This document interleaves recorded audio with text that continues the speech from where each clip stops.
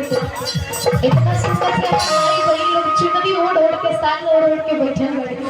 इन लोग खातिर एगो गीत कहत का कटना जी। हां ऐसा एगो रिंकू भी है जहां भी होकर प्रचार भी बीच बीच में केहू हेरा भी जाला मेला महोत्सव बाटे। और रिंकू भाई आप जहां भी हो इस मंच के पास आने का काम करें।